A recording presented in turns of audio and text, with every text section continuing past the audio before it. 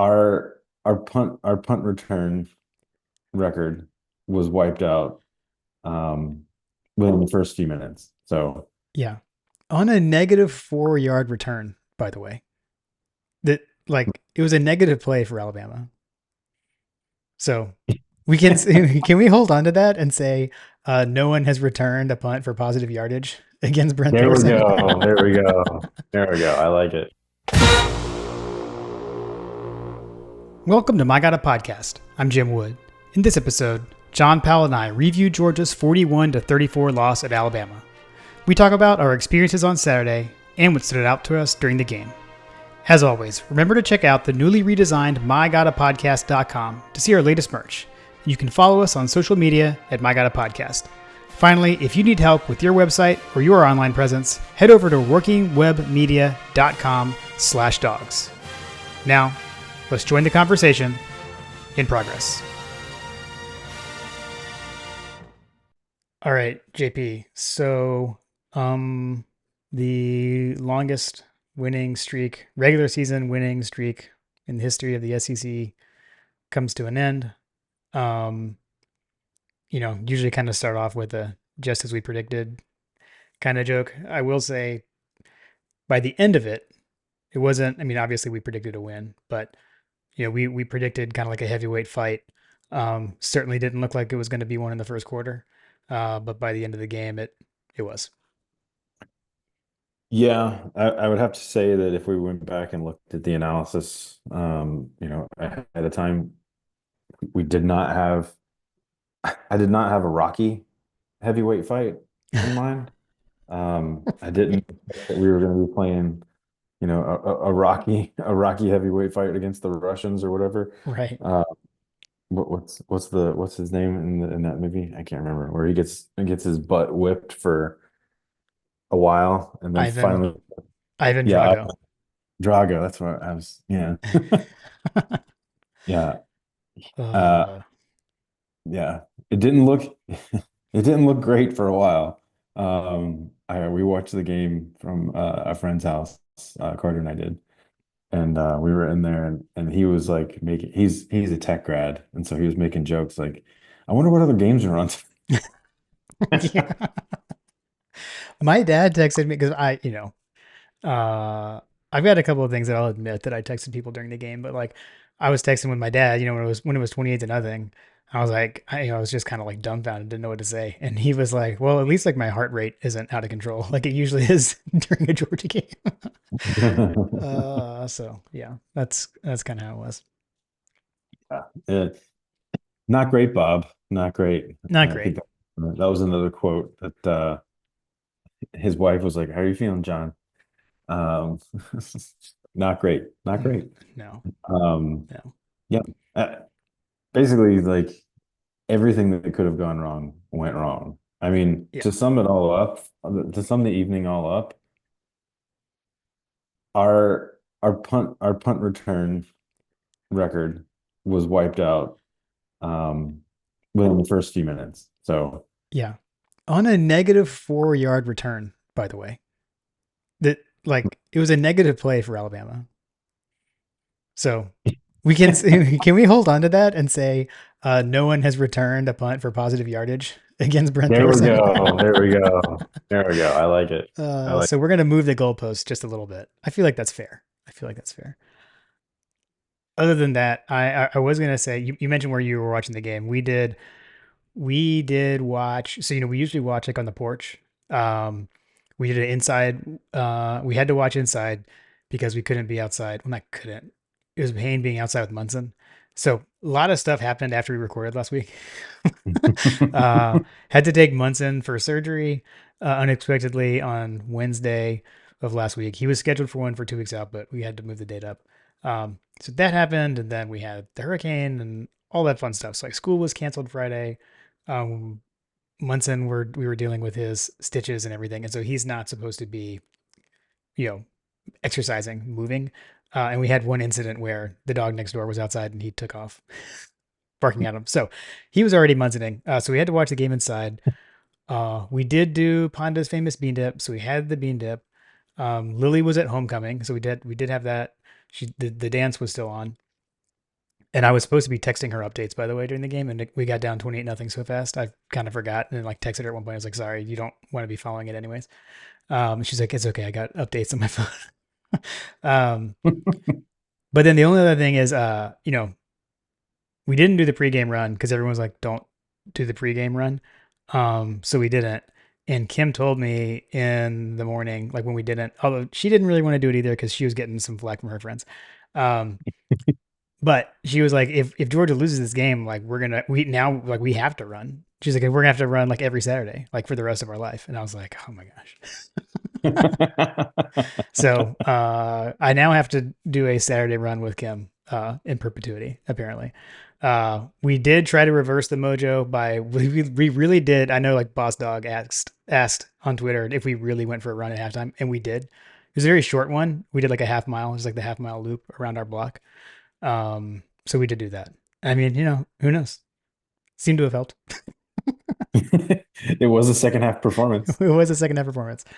I So mean, I packed up an entire wardrobe change, which I did execute a little too late. yeah. I remember sitting there, it was 28 nothing, and I was like, oh shoot, I need to go change. I should have changed earlier. I did. So We did change it. I changed it at halftime after the run. I ran just in like what my game day attire. It was very hot and muggy outside. So we got home and changed for the second half. So yeah. Mm. But yeah, yeah, Carter and I watched the game at a friend's house, and that was yeah, that was fun times. It was good. It was good. It was good, enriching time, but it was not ideal to be in the house with someone that is actively rooting against UGA, but he was pretty quiet most of the time. got it. But Got it. our the running joke was, "Hey man, there's still time. Yeah.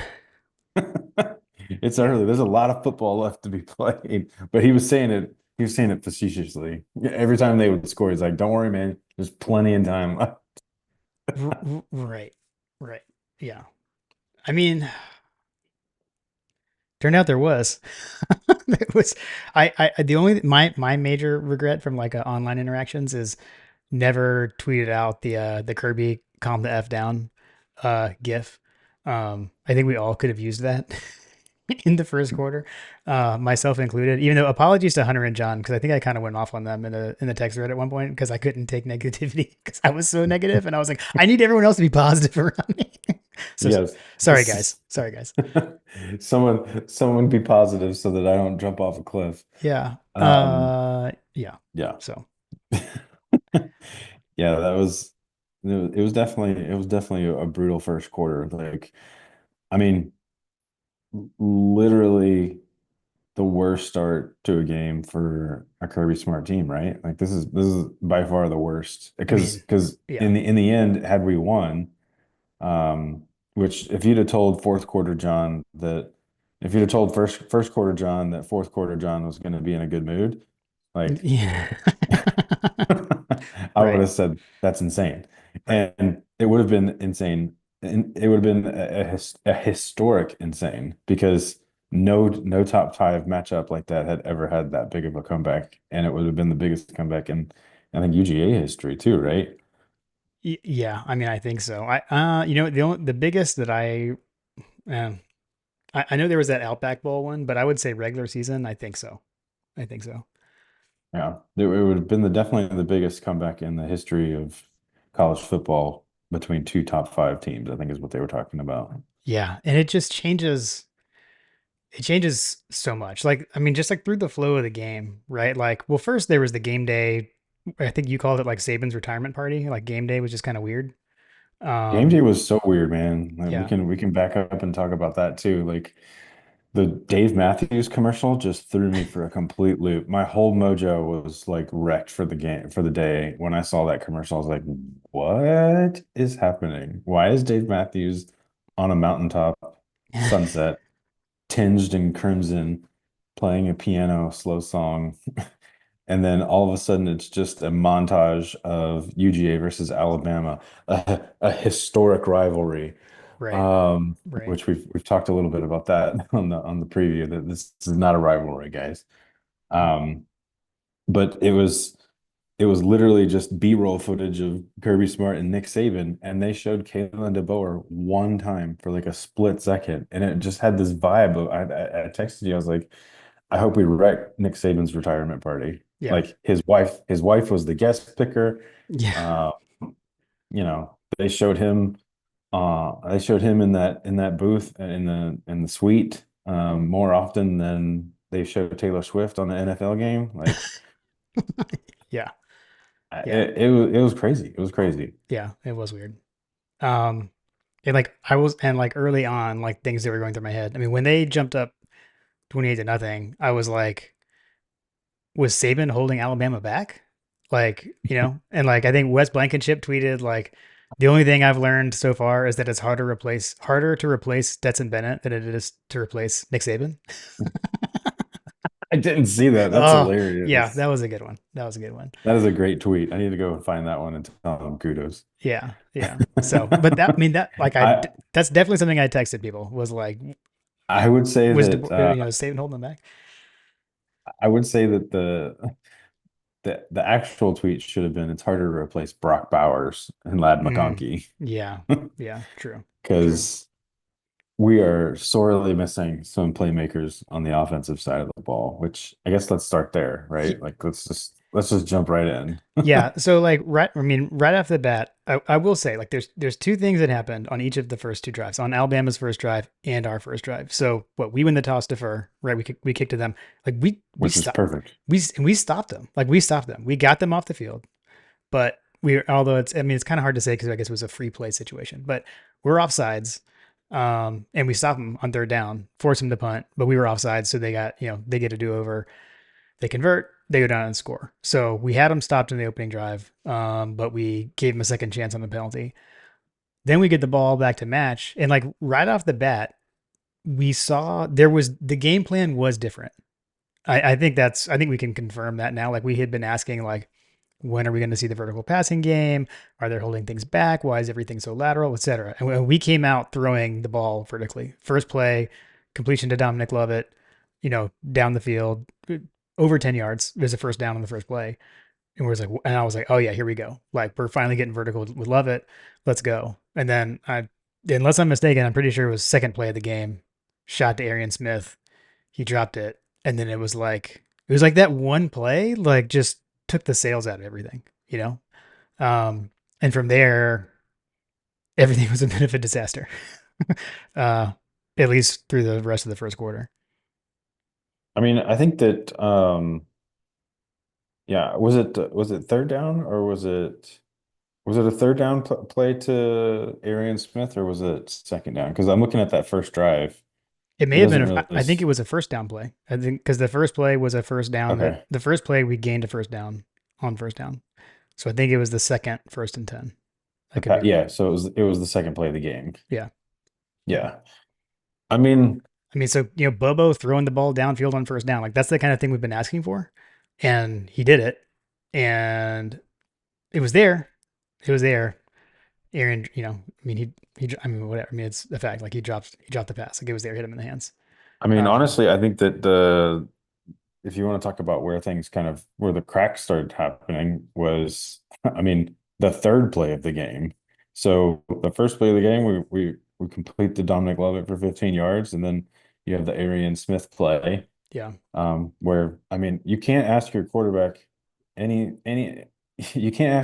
to do anything other than to put the ball in a position to where only your receiver could catch it, yeah, right? yeah. It was perfect. It was perfect. He put it on a dot, as Carter likes to say. He dotted it. Yeah, yeah, Um, and it just went straight through his hands. Like it's that play has been a play that has progressively getting closer and closer. You'd like to see it eventually hit home yeah, pretty sooner rather than later. But that play was incomplete. And then Trevor Etienne had a pass play and he fumbled it. yeah, You remember that was the yeah, play where he fumbled the ball and Dylan Fairchild just happened to be there. yeah. That was the symptom. That could have been another turnover right there that would True, have given another short field for Alabama. true, true. Um, and then from there, the next play, is an offensive pass interference, which, by the way, like, can we talk about offensive pass interference? I have rarely ever seen that called more than once in a game. It was 3 times, right? Three times. Once on a 2 point conversion. And honestly, the first, not to say we lost the game to the officials or whatever, but like even the first one, I mean, did Lovett push off? Like, yes, he totally did. But I guess it's kind of like one of those, the second guy gets the flag. Usually that's for like a personal foul after the play, dead ball kind of thing. But I mean, he was being held like crazy and it looked like he got frustrated. And so he shoved the guy off of him. Um, Mhm. to me, it should have been offsetting. It should have been defensive holding and offensive pass interference. Replay the down, in my opinion. But what do I know? That was one of the most physical games that I've ever seen Yeah, on the boundaries. Like yeah, the wide receiver defensive back battles across the board, because UGA was not immune to that. We had a couple of situations that Alabama fans have like totally whenever you talk about holding or pass interference, they were bringing up screenshots and videos of our holding plays. and we definitely Uh, did. I know the one. There's that. Well, there's at least the one that was really bad. For us mhm. is on 7, and like, yeah, I mean, he totally did. Like, I'm not gonna. Here's the difference, John. We can admit when we commit it and say, yeah, you're right. Okay, now move on. Let's keep having the conversation. Right. Um, but yeah, all of that was, you have the fumble, you have the offensive pass interference, which is a drive killer. So you go from 3rd and 6 to now it's 3rd and 21. Yeah, And that set up, Brett Thorson to kick off to or to punt to the 17-year-old. yeah, Um, and he proceeded to lose 4 yards. So there was a return, yeah. a return attempt, a return was attempted, but it Correct, was for negative yards. correct. Yeah, and then like from there, then it was just like we couldn't do anything on offense. I mean, so they go down and score, and then everything just fell apart offensively. Um, I mean, we couldn't do anything. I mean, 20 to I was nothing, getting, so far behind, and it's like the defense is tired, dead tired, because yes, our offense couldn't stay on the field. I mean, the that defense spent like was the entire first quarter on the field. yeah, that is exactly what I was concerned with, as well. Let's see, what was it? 2 minutes. We had the ball for 2 minutes and 21 seconds. Then we had the ball for 53 seconds. Then we had the ball for a minute and 29 seconds. Like Yeah, it and by the time we got the ball again, so we had the ball what? A minute and 30, call it another minute, so 2 minutes and 30 seconds. 4 minutes almost, we had the ball almost 5 minutes, before it became, uh, 28 nothing. It was 28 to nothing at that point, and we only had the ball for 5 minutes, yeah, yeah. It was which, absolutely wild. yeah, it was crazy. I think everybody was, yeah, it was definitely full on meltdown mode. Literally nothing went right, and Yeah, everybody was just circling the drain, right? On what the heck was happening. I mean, shoot, I'll admit it. We were asking questions on at what point do you make a decision to bench Carson Beck? yeah. Um, I texted it. I'm not gonna lie. I mean, there was a lot of questions about that. Like, what are we doing? Like, what is going on? Yeah, Like, I don't remember throughout all those different, possessions, that we just talked about, or if it was later in the game, but like it felt like that we could literally do nothing right. Nothing was happening. yeah, Um, yeah. we we could not do pre-snap reads right, where Mm, the biggest thing was for me was like if I'm Alabama, I'm sending, what do they call it, a zero blitz or whatever, yeah, uh, or cover zero or whatever it is, like just send the house on every single play, because we could not figure out the fact that there are 10 guys in the box. Someone is going to be open. yeah, yeah, Like yeah, there the whole concept of like let's stop doing the things that are not working and start trying some things that can work. And it felt like that Carson just forgot how to play quarterback. What would my kind of like hindsight question and thing for the coaches to be introspective about is, like I said earlier, it was to me I feel like it's pretty clear that we were saving stuff for this game, right? Like we didn't see us, especially not early in the game. Every game, right? It was like start off, wide receiver screen left, wide receiver screen right, edge, runs, all that kind of stuff. And we start off throwing downfield. We were saving that for this game. We thought that's what was going to be effective, and it wasn't on tape. But my question is like, okay, but like maybe our team would have been better off like getting reps doing that in a game before we go into Tuscaloosa to take on Alabama in a top 5 matchup. So, maybe if Arian Smith has been getting those balls early in the game, he's more prepared for it. Because he certainly caught on late in the game. I mean, he definitely bounced back. Had a touchdown catch. Um, Shoot, he was our leading receiver in the game, right? So I don't know. My devil's advocate would be that they're repping those against one of the top defenses, allegedly one of the top defenses in the country, right? Um, In practice, meaning, I, in practice, yeah, yeah, yeah, they're running those reps against a defense that held Alabama to, but well, I remember it was like we had held them to 12 points at one point in the fourth quarter. yeah, So and then they scored late, but yeah, uh, yeah, I mean we the defense shut them down after the first quarter. And if you were looking for things to blame, I feel like that the defense is not the one that you should be looking at. yeah. Not saying that you are, but I'm just saying like Right. that defense that they're repping those reps against in practice is elite.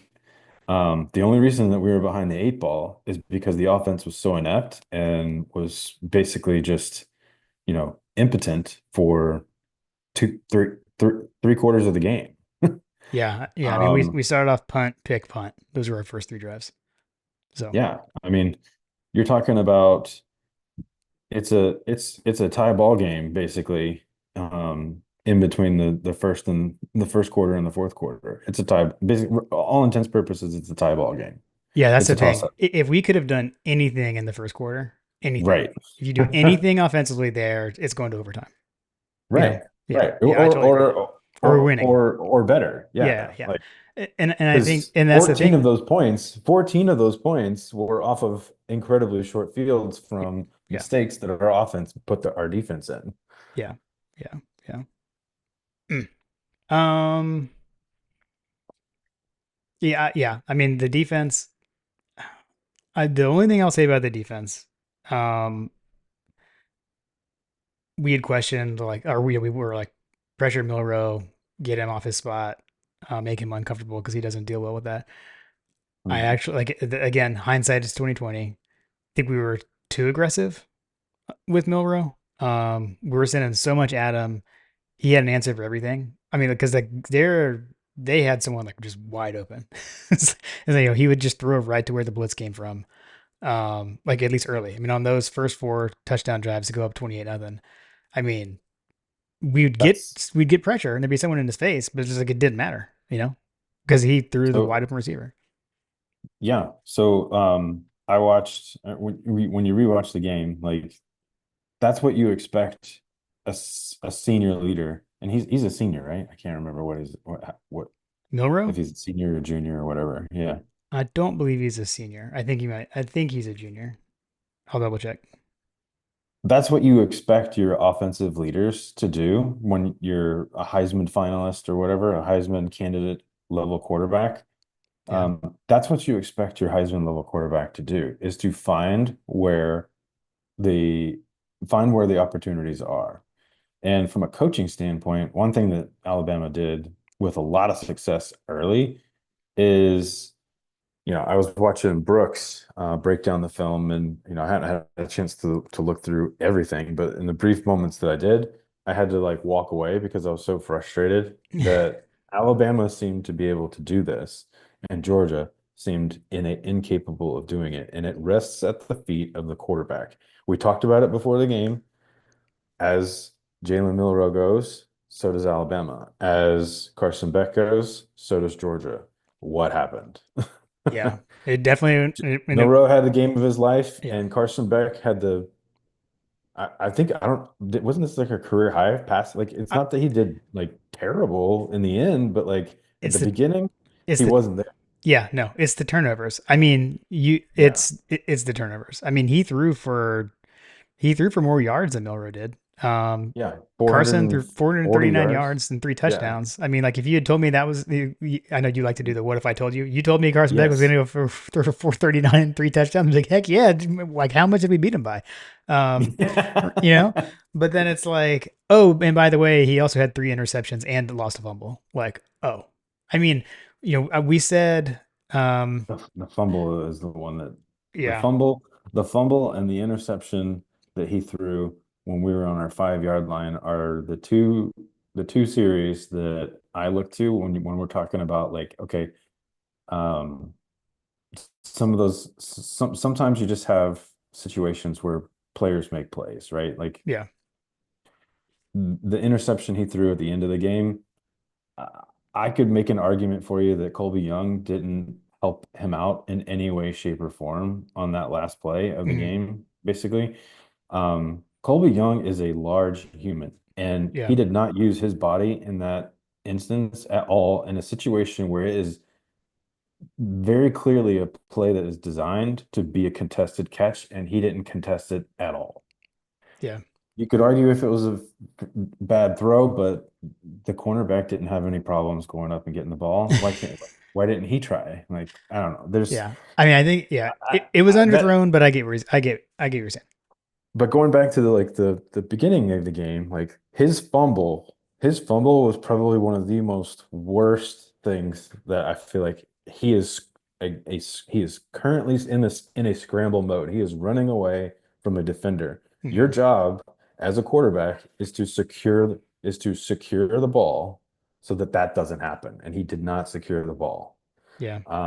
The interception when we were on backed up into our 5 yard line or whatever, again, I am not 100% clear on whether or not that was a wrong route that Arian Smith ran. It seemed like Carson Beck was expecting him to be running a slant that he didn't run, but it looked like it was supposed to be Different a tunnel screen maybe or different something. But pick. That was the first pick. That was the first pick. The one you're talking about was the second pick.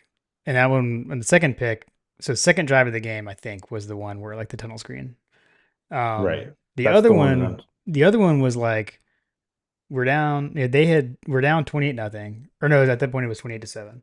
It's 28-7. We get the ball back, and so you're like, holy cow! Like it's 28-7. You just We get got the the ball to turnover. start the second half. We score here. Holy cow! We're only down 14, and we got the ball. And then first play of the game or first play of that drive was a pick, and that was like a stare down the receiver. Um, then Dan Jackson gets the pick back, but it was just that he caught it. He intercepted it inside the 5, which led to the safety. So that's how that whole sequence went. Um, I will, I do briefly just since I mentioned his name. I don't. I feel like we have to call out Dan Jackson. Dude had probably the best game of his career. Um, Yeah. he Yep. was the leading tackler for Georgia in the game, and he had an interception. Uh, Dan Jackson came to play on Saturday night, and there were other guys that did too, but he really held his own. Yeah, I remember. So on one of Alabama's early plays, um, if you go back and watch the replay of some of the early plays that Alabama had, there Brooks did a great job. If you want to look at something that has all the film and all that stuff, Brooks' first 5 minutes of his video will probably make you angry like I did, but then watch it and you'll understand like why things were the way that they were in the first quarter. The good news is, I guess, from a coaching perspective, the silver lining is that the defense and our coaching staff, at least obviously on the offensive side, we figured things out. Yeah, Don't let any Alabama fans tell you that they took their foot off the gas because they were running trick plays all throughout the game. seriously. It Going for it felt on like fourth that down, they trick plays. They were no foot was taken off any gas. Sorry, keep going. Right. So, and even Kalen DeBoer was trying to rally his troops saying that this isn't over. This isn't over, even when they're up 28-0. Yeah, And they're taking pictures and laughing on the sidelines. Um, but you watch those early plays, and I'll start with the explanation with what Brooks was saying was that one of the things schematically that Alabama was doing with a significant amount of success was that they were moving people from one side of the field to the other, and it was creating numbers problems for our defense to the Mm. point where the defense was making no changes. They made no shifts when it was very clearly all of our defense is shaded to this side of the field. The offense just moved their people onto the other side, and they have a numbers advantage on the play side that's eventually going to go.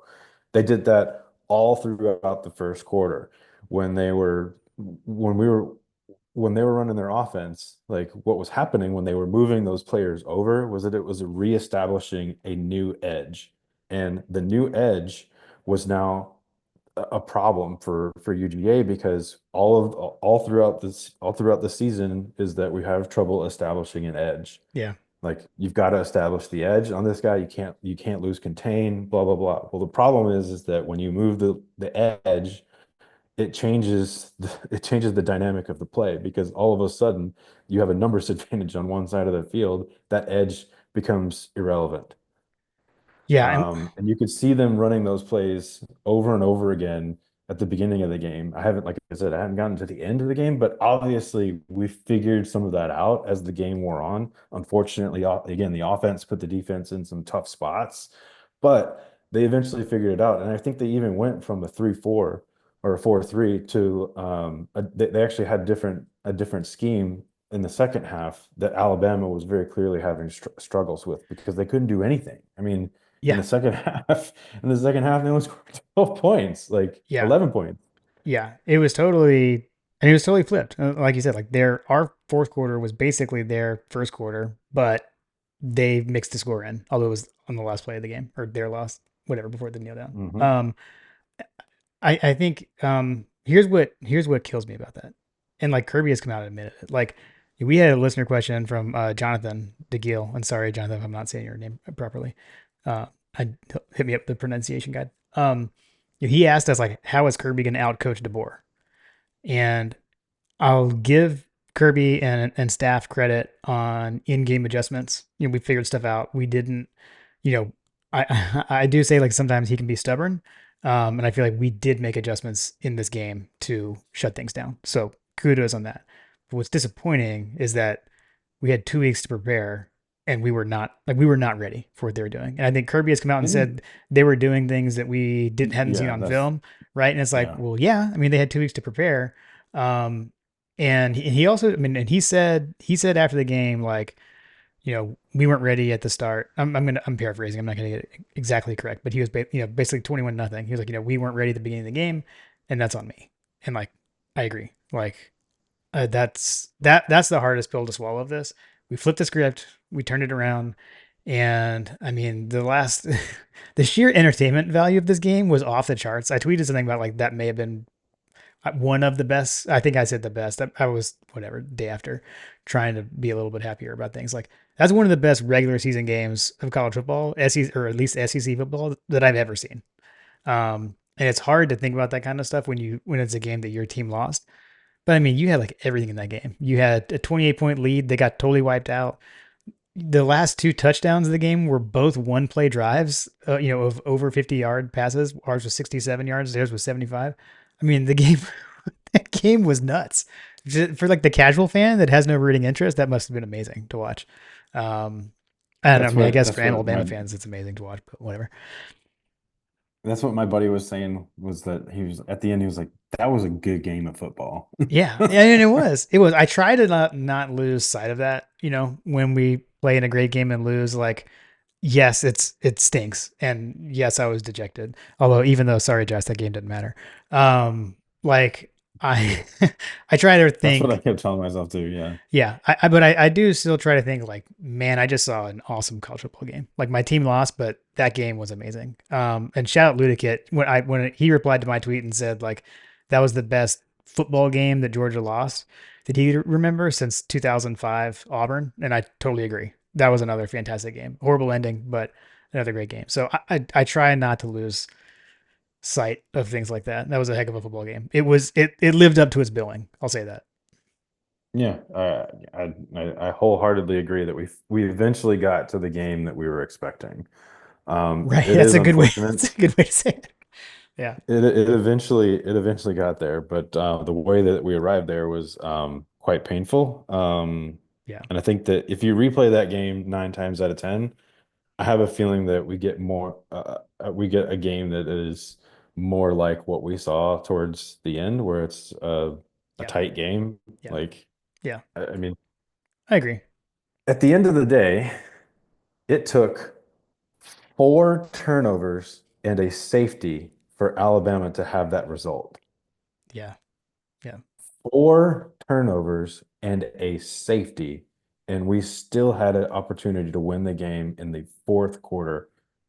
Like Yeah. if you told me, hey, JP, it's going to be 28-0, you got 4 interceptions or 4 turnovers, and oh, by the way, you gave up a safety as a carrot on the top of that, I would have said, oh my God, like what was the score? 75-0? Like what was it? Right. The worst loss in UGA history? No, it just came down to we had the ball inside the 10-yard line, and with an opportunity to win the game, first down, was it first and goal? We're at like the 20. First and goal? We're at the We 20. were at the 20. Yeah. Okay. We were in the red zone, Yeah. which, by the way, Bobo cooked up a lot of great red zone plays all throughout the game. So um, I, I like our chances. I like our chances in that situation to win. Yeah. Unfortunately, it didn't turn out that way. Like I said, we just talked about that earlier. I think that there are things that the quarterback could have done better. It had shades of 2012 SEC championship on it. Like Yeah. we get down to the goal line and something terrible happens. Yeah. There's a couple of things like strategy wise. I will say one thing I don't like. I know, and I'm sure some analytics people like, or I don't know what Josh's thoughts are on this. Are like, I don't understand why we kept going for two. Honestly, like, I don't know that there was ever a need to go to two for two. I mean, like the first touchdown, it was what 28-7. I mean, it's a four score game no matter what.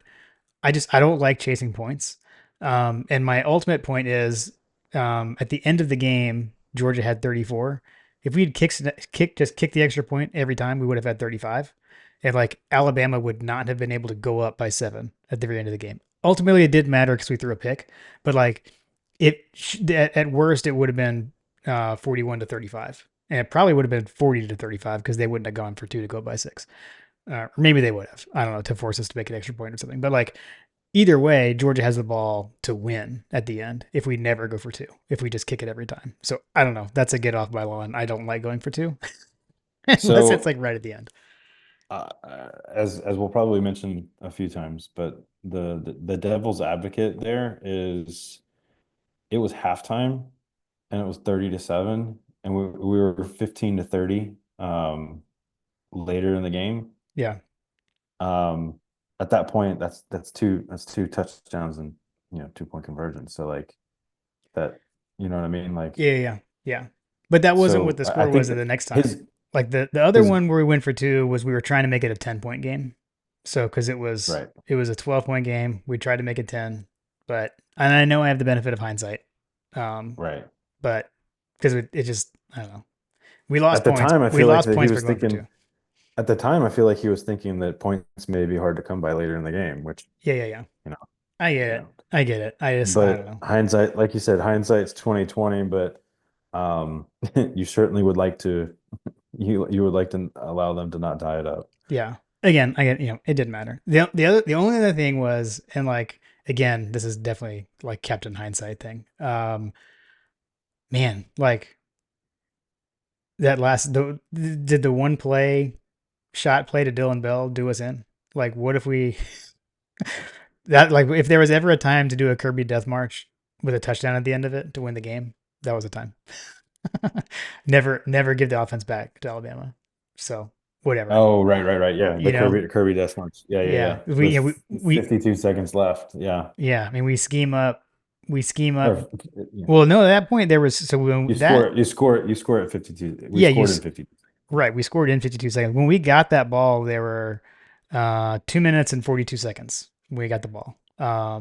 And we had a one play touchdown drive. If we take some time off the clock, again, hindsight, but I mean, the although flip it side of has to that have is, 0 seconds on the clock apparently, with considering the play they ran.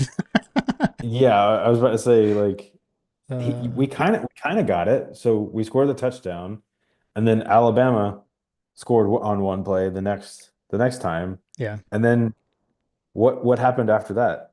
It was the Kirby Death March. yeah, it's He true. engaged at the end of the game You're when we right. got the ball back. I think that they realized, oh shit, like we need to put this thing together, and he did. Like we carved them up like a hot knife through butter for 11 plays.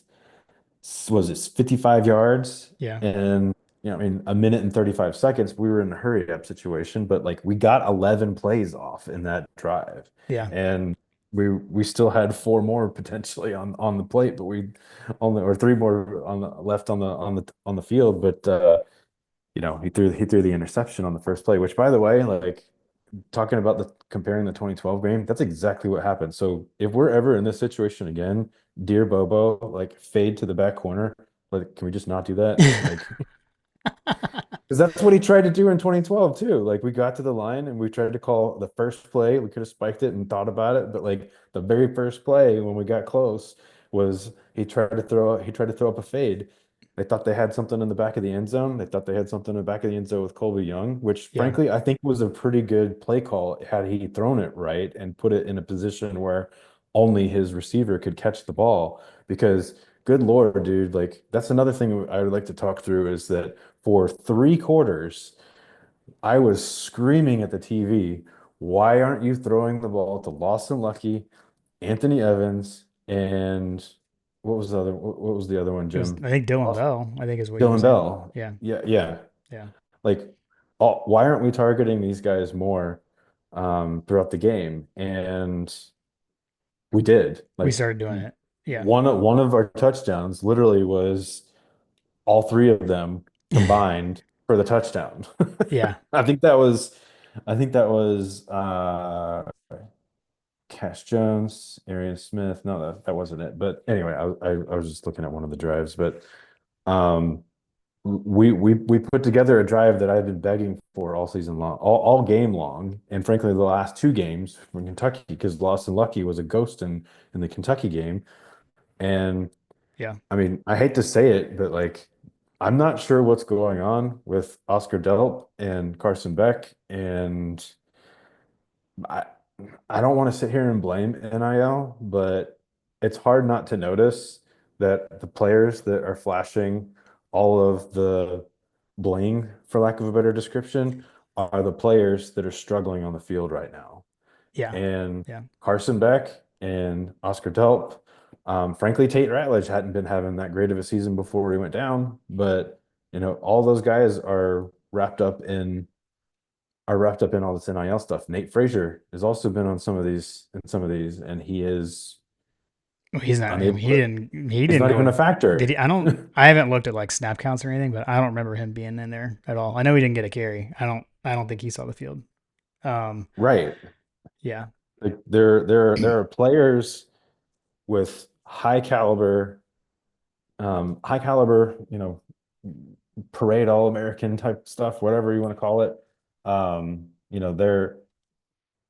They're highly regarded, first round draft pick caliber people, 5-star recruits, people that we had a social media campaign, Delp as a dog, whatever. Like those guys need to start playing up to that caliber that I know that they can. I mean, we've seen flashes of it in the past, but until that happens, I feel like you got to start like we got to start asking questions of some of these guys. Like, are you the Yeah. right person for this job? Like Lawson Lucky and to quote the coach theory, the moment wasn't too big for him, and it wasn't too big for some of these other guys. Yeah. Let them play more.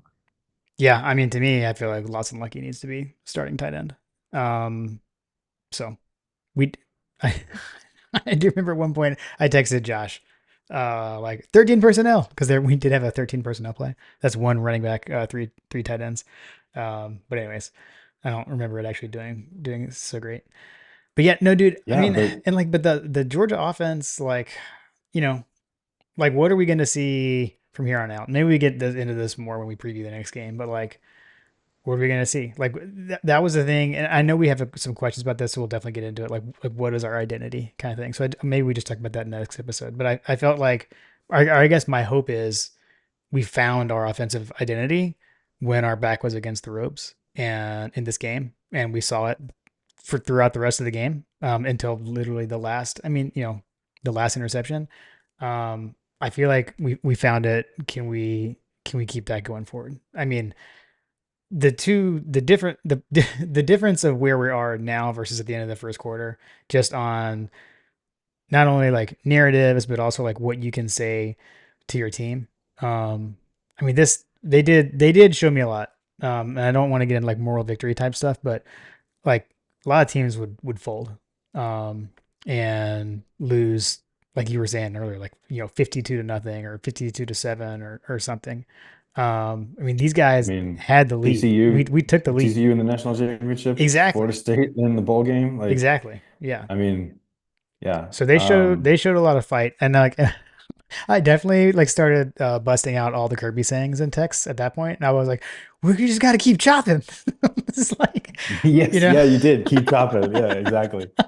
uh, We just gotta keep they chopping. did keep chopping. And they did keep chopping. They Yeah. did. They did. I feel like they need to do more with assume nothing. I think they need to assume nothing more. And I will say maybe the only thing like at the very end, to go back to a rigged one, we did not finish the drill. We had it right there, and I mean, again, like you said, this game isn't on the defense, and I don't think it is. Even though we fell behind 28-0, I think that had a lot. The defense eventually adjusted, but also we're not down 28-0 if we can do anything in the first quarter.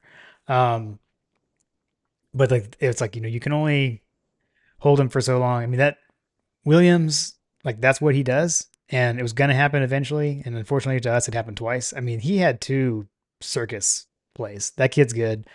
Yeah. The juggling catch, and then the one at the end. Dude, his body control is insane too. Like his spin moves after he catches the ball, uh, is impressive. He is that kid's good, and they're gonna have him He's for well, he's very clearly he's very clearly one of the best wide receivers in the country. And I would yeah, say that, arguably he's a better wide receiver than Travis Hunter is. yeah, yeah. I think that's fair. He was impressive. He was That said, as advertised. He was as advertised. he was as advertised and he is definitely still 17. Oh my gosh, how many times did they say that? Whatever the over was. Like The if you over were true. playing a drink every time, if you were playing the Ryan Williams a 17 drinking game, like how was the hospital later? Like it was uh Yeah.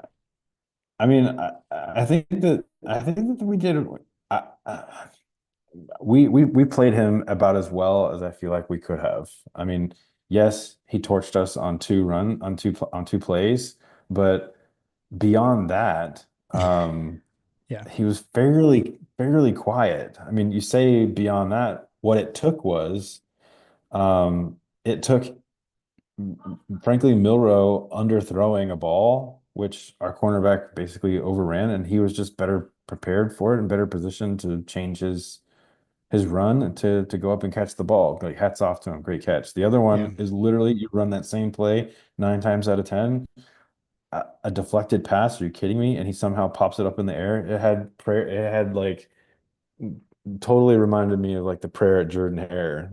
Yeah. Like 9 times out of 10, that's an incomplete pass. It just happened to be on this night that they got it when they needed it. And it's it is what it is. But those two plays, beyond that, like yeah, he had some great passes, but they weren't backbreakers. Like you gotta prevent the backbreakers on that guy. And I thought we did a pretty good job otherwise. I mean, they definitely, and if you go back and listen to the preview or from our preview, like we talked about that Milrow is gonna have to find other sources for for passes because basically almost 80% of their offense was two wide receivers. And that definitely panned out for one of them at least. Yeah. So They did spread the ball around a they lot. spread the That ball around. they actually did more like what we usually do.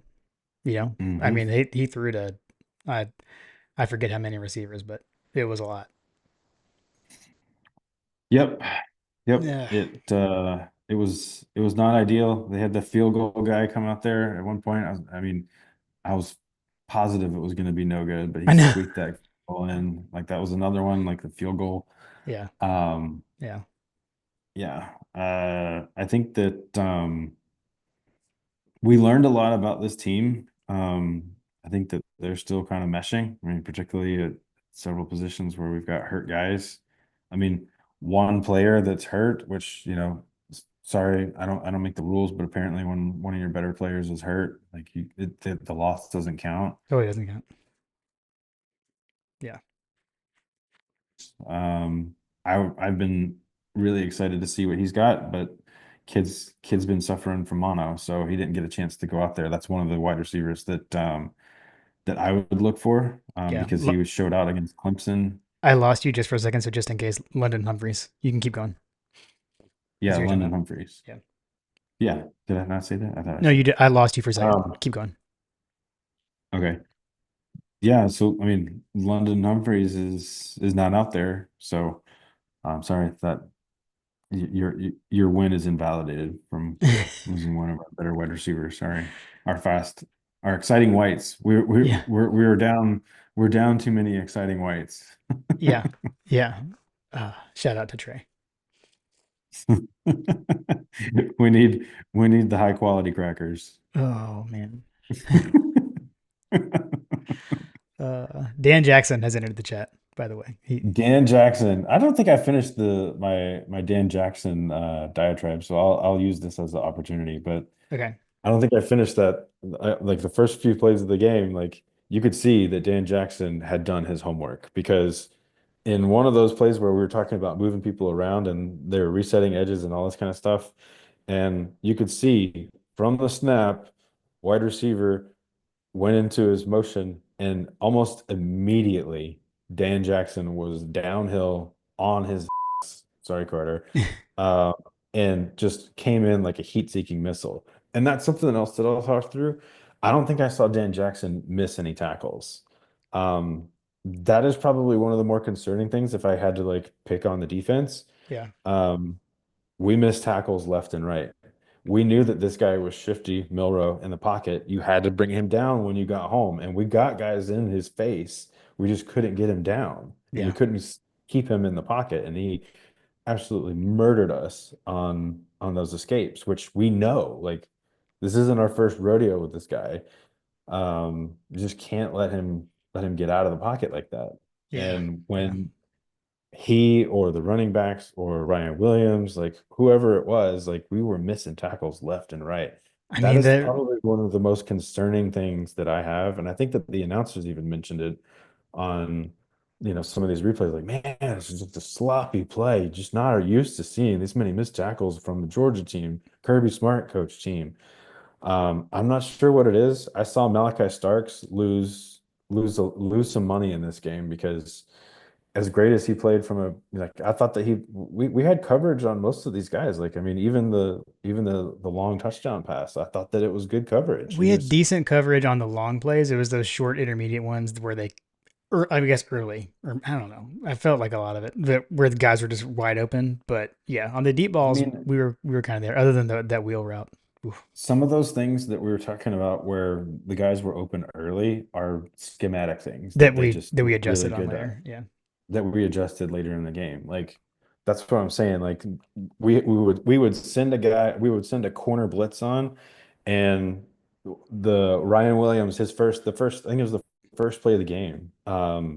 We sent a corner blitz in, and that guy was for whatever reason we sent the corner blitz from Ryan Williams, and his route was, you know, he was doing a go route, but I think that he was looking back and was looking at the cornerback and what he was doing, Mm-hmm. and he immediately changed his route. Like that's what Brooks was saying. Like when you see the wide receiver looking back to see what the situation is, he was looking to make sure that the cornerback was continuing to go, and he just stopped. Yeah. He stopped and he was wide open. And Milrow saw where the corner was coming from and immediately knew I've got a wide open pass here and I'm going to throw it. Like that's the kind of stuff that they were doing. Like we were trying to throw wrinkles and pressure and outside keep all that kind of stuff that Yeah. we want them to do.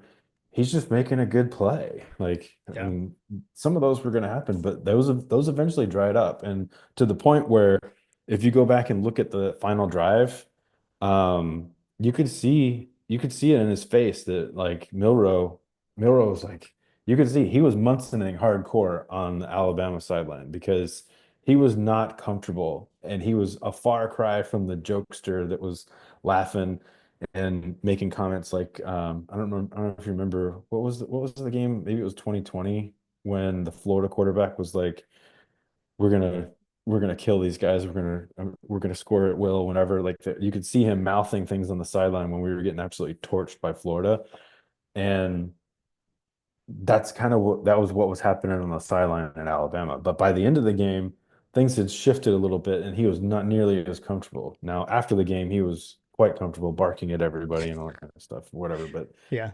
um, he was definitely jawing at people at the end of the game. Um, I have a feeling that just like the fourth quarter comments, that they're going to remember how they were treated at the end of this game. And they're gonna Um, remember Ryan Williams' Twitter profile picture too. Did you see that? He I think I changed did, but what was he it? changed his profile picture to a picture of Michael Vick holding a dog. That's right. So Yeah. yeah. And he busted up the Dirty Bird. Yeah, which that doesn't really make sense, but whatever. Like that doesn't have Is anything he to do with is he from Georgia. Atlanta? I don't even I don't think remember. so. I thought he was from Alabama. By the way, Uh, I looked this up earlier to answer and forgot to say it. Milrow is a junior. Sorry, that was like a while Junior, ago. yeah. Yeah, Uh, so unless he decides to cash it in, which I don't know, if I was him, oh, he's probably gone. he'd He's have. gone after this year. Yeah, I mean, I would think he would be. He seems like he might be climbing up the quarterback charts based on how he's performed against one of the better defenses. Yeah, So, I guess we got to wait till the season ends, but I would assume. Okay, I want to one thing really quick, and then we can go back. I do want to say, you extended your lead in coaches over unders. You went 5-3 in the over unders. I went 4-4. So you extended by pick. You have kept chopping. So good job there, JP. Thanks, coach, for tracking those and sending over. We had a good Twitter thread going with coach on Sunday, kind of the day after postmortem stuff in the morning helped us a little bit. So thanks, coach, for that too. Um, yeah, yeah, yeah, yeah. Let's just say that this loss feels a lot different than some of the losses in the past of similar caliber. yeah, I agree. I did want to bring up this is you and I were texting about this.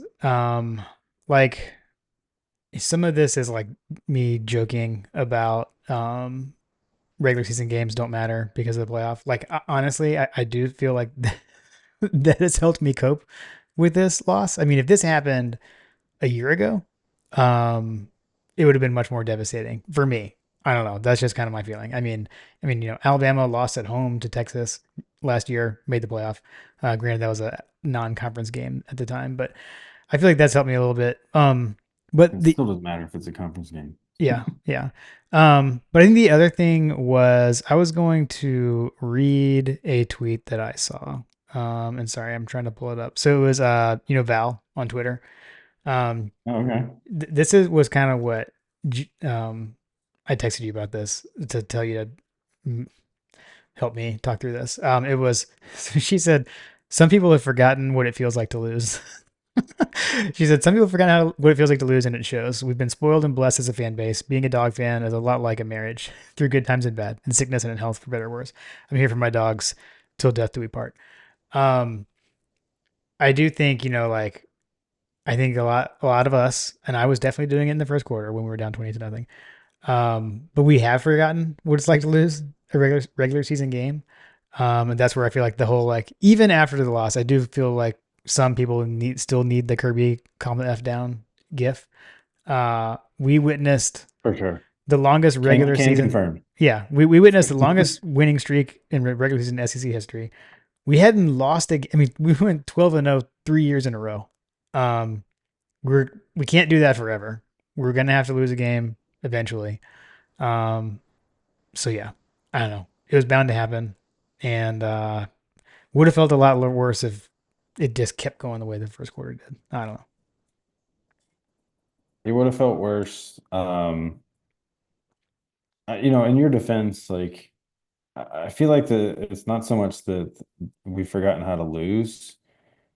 We just have gotten to the point where this particular matchup is of Yeah, elevated importance for reasons that are unreasonable. Um, it's gotten to the point where it's very similar to the Georgia-Florida rivalry during the Richt years. Like, and frankly, even before that, you know what I mean? Like, it's yeah, like we just can't figure out a way to beat these guys. And that's like this is fortunately for us, like this has been against a team, until this year where they were in another division and couldn't ruin a season for us on something like that, like the Florida games usually were, which is why that's a rivalry and this isn't. I digress. yeah, Um, yeah, but yeah, it's just the we had to lose that way to those guys again. yeah. Josh DocStats put out a metric today, which he's put out a lot of numbers that can help some folks kind of frankly, it might not help you if you're on the offense is awful situation, but Right. they are numbers nonetheless. One of the numbers that he put out there was the four losses against teams that are throwing more than what was it, 9 yards per attempt or something like that. Um, anyway, uh, all four of the losses, three of them were to Alabama in the last several years here. One of them was Florida in 2020. Um, and you go back and look at all of those losses against teams with good quarterbacks, basically. Um, our turnover margin in those games was 11 turnovers. Yeah, Like if across 4 games, you're throwing 11 turnovers. I mean, much like this game, four turnovers yeah, in one freaking game. yeah, That's a significant amount of turnovers against the team that we historically have had to play virtually perfect against. And we still had a chance to win this freaking game, guys. yeah, Like, I cannot stress enough that the the coupled uh, the coupled message there is that if we don't turn the ball over half the time, we probably win that game. If yeah, yeah, we if we if we just execute, I mean, shoot, just forget all the other turnovers, like the last turnover. Like if we don't yeah, throw an interception on that first down, like I like our chances of winning this game running away, like walk off. yeah, Um, yeah, we got our asses kicked. We got our asses handed to us from the bell and we still figured out a way to Rocky these guys up. Unfortunately, we weren't singing about Adrian at the end, but that's the way the cookie crumbles. At the end of the day, um, I liked what I saw from this team towards the end. There are definitely red flags all over the place. Josh, I know, I see the numbers, I see everything. I have a feeling that this team is slowly coming into itself. Um, and I'm just going to ask everybody to just wait and see because fortunately for us, um, Jalen Milroe is not going to be trotting out for any of the remainder of the regular season. And I like our odds against a situation like that. yeah, yeah. I'm with you. I'm right with you. They, again, this team, they showed us their resiliency. I know that's one of like our team's pillars. They've definitely got that. So, you never know how a team is going to respond. And like I said, it would have been easy to say, this game is over. Um, but it wasn't. So, My hope is that this isn't a game, and this is something I'll be looking forward as we roll forward, and maybe this is a good caveat to, pivot to the next episode or whatever. But um to turn the page, if you will. But my hope is that Carson Beck, if I'm Carson Beck, I'm probably pretty upset. that that's the way that it ended. Yeah. I like the story arc of him coming back in that situation and not throwing that last interception, but to even get to that position to overcome like what had to have been just such a difficult like head game Yeah. for a kid that has had had the reins, had the opportunity to take the reins and wasn't able to take them earlier in his career. He's fought through adversity at the University of Georgia, and last season we came up a little bit short as well. Um, to do it in that fashion, to be against those odds and to be in a position to win in the fourth quarter, you talk about things like confidence builders. I hope that he doesn't. I hope that he doesn't have a backtrack as a result of this game, and I hope that he can look mentally at the positives. And I feel like that the support there was exhibited by the head coach at the end of the game when he made it a point to embrace every single player as they walked off the field, which Yeah. I'm hoping is a confidence building situation. I don't know of any. I haven't heard any of the recordings of any of the things that Kirby said after the game, but like in the locker room, that kind of stuff. But Yeah. like I'd be curious to know what he said both at halftime and at the end of the game. Right. Yeah. Yeah, for sure. No, I agree. I agree. And the other thing to think about is at the end of the day, this may have just been game one of a 3 game series this season. So Jeez Louise. Yeah, it's we could possible. play these guys. We could play these guys two more times. I will say, so Brett McMurphy, he used to write for like CBS. He's like at Action Network now or something, but that was his take. He said, that was game one of a 3 game series. And he actually had, in his AP poll, he's an AP poll voter. And on his ballot, he put Alabama number one, Georgia number two, which I thought was Mm, interesting. Chip Towers has that is Georgia interesting. at 8, by the way, but whatever. So yeah, so we're what I don't even remember what we are. We're fifth, I think. At Yeah, which is which frankly a lot better than I thought. yeah, I mean, I don't know, man. I not to get on a rankings diatribe, but to me, like if beating Georgia is so impressive that it vaults Alabama up to number one, like we shouldn't be dropping too far because that's illogical to me. But whatever.